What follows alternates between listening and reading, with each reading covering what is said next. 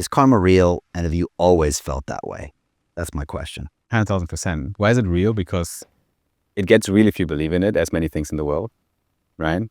And you're attracting stuff, right? If you behave like a dickhead all day long, you're gonna get the same back. And it might be a law of nature. I think it's the law of attraction, right? That kind of does that to you. And I've been a believer in that ever since, and like since many years. And I think it's just a beautiful way to live your life, because if you believe strongly in it, you are giving a lot of value into the world, and you're attracting value to get back to you. And the thing is, if you start doing it, it's like a muscle. You train to do it, and you feel like, oh, it's real. It's becoming real. It actually works out, right? So since my teenage years, I just try to do the right things. Let my schoolmates write for my homework, no problem, take it. I never said like, no, it's mine. Like I did that. You do your homework. Like fuck it. And everyone was friends with me then.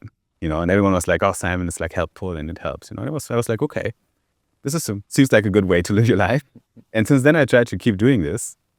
Whatever I did. In my first jobs, I used to work in the fitness industry, obviously. So I was personal trainer at some point of my early 20s. I had my own personal training brand. I had my own customers, I had my clients. I always tried to behave in a good way, be kind, give more than I take. And it always came back to me. And I was like, when I did something, it worked out really well. I was like, oh, this business is thriving now. I make a lot of money. How can I scale? Okay, let's do the next thing. I did the next thing. At one point of my life, I worked on a cruise ship. I worked as a personal trainer on the cruise ship. And I was like, okay, how can I be good at this job? I tried to figure out the system. I tried to behave well. And I was like one of the top salespeople in the whole fleet. I was like, oh, wow, this works. And it's like a muscle. You train it and it starts to work out really well. And I think that's super powerful. And then now I just believe that's the way it is, right? And as long as I follow my principle that way, life's going to be okay. Yeah, I think you're right. I think karma's real. It took me a long time to figure that out. I come from a science background, and in science, there's no karma. And so they don't teach, there's no science degree at MIT, a karma degree at MIT. So I didn't really get it when I was younger. And then I worked in the banking industry.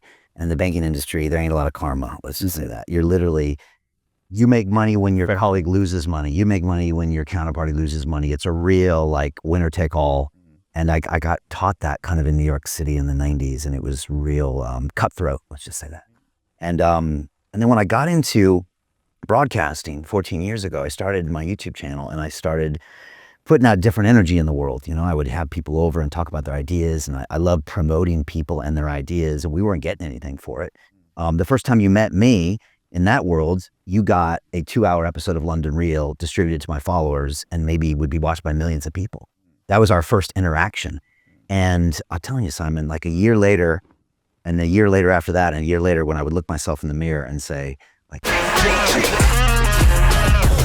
hey, I know investing in crypto is scary.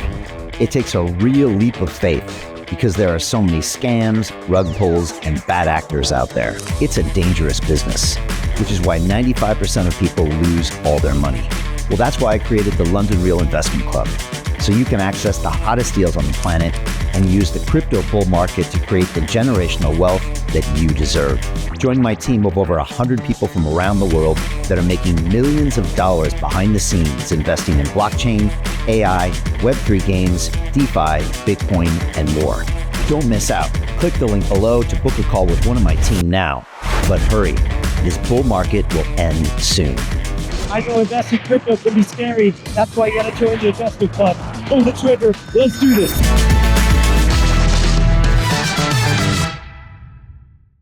What are you doing? This is not making money.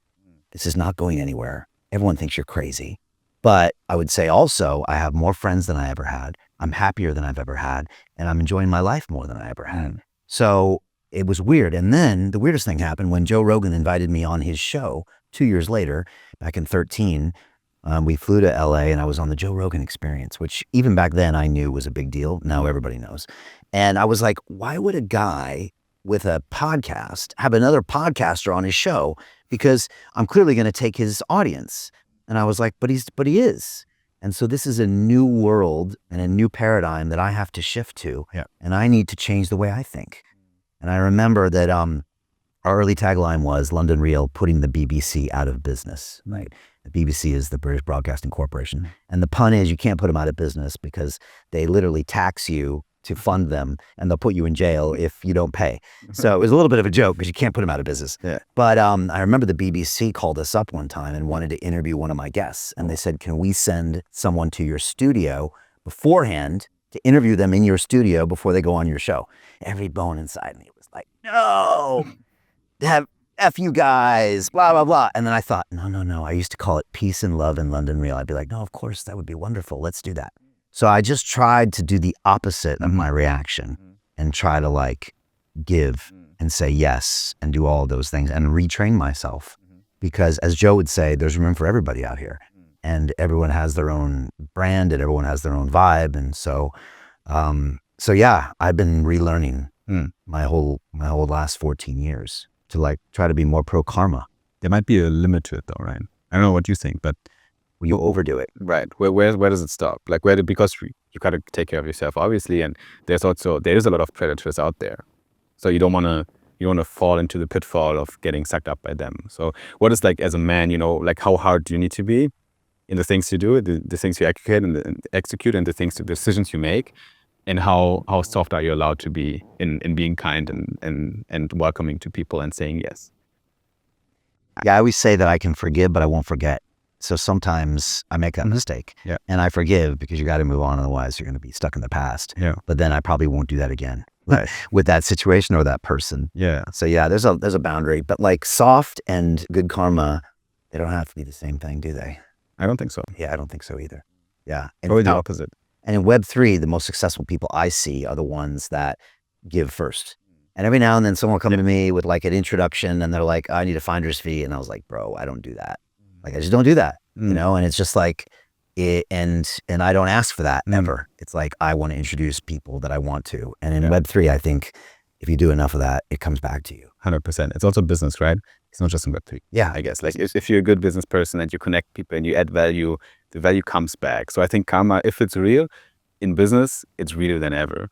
But I think just you need to kind of develop this inner sensor that tells you who is bullshit, like who's trying to extract too much value, and then say no to these people, right? So it's not, when I say believe in karma, it doesn't mean like just close your eyes and say yes to everything, right? And welcome every deal. Then I would be the worst negotiator ever as the CEO of my company, right? Yeah. I need to be kind of tough as well. I need to be able to say no to deals.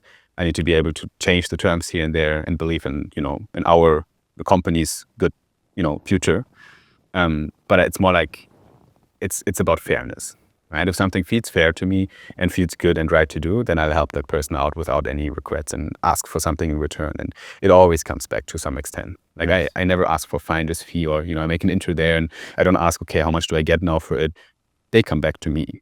They'd be like, hey, Simon, thanks for the intro. Do you want, 10% cut? And I'm like, sure, whatever. How do you get out of a rat race? How do you create wealth not only for yourself, but also for the generations to come after? I am absolutely amazed with the quality of companies that we're getting exposure to. We go on to Zoom calls with the innovators and the folks who are building new applications in metaverse, blockchain, artificial intelligence, decentralized finance. What's going on, everybody? Thumbs up if you can see me. We are focusing on early stage investment. And the quality of people that we're getting exposure to, whether it be Dan Tapiero with 1RT, Jason Ma from Open, Yatsu from Animoca. It's been a phenomenal experience thus far. It has far exceeded my expectations. We are focusing on cutting edge technologies. I view it now as the best investment I've ever made. The upside I view is unlimited. And as a retail investor, I would never get this exposure anywhere else outside of Investment Club. See you in the Investment Club.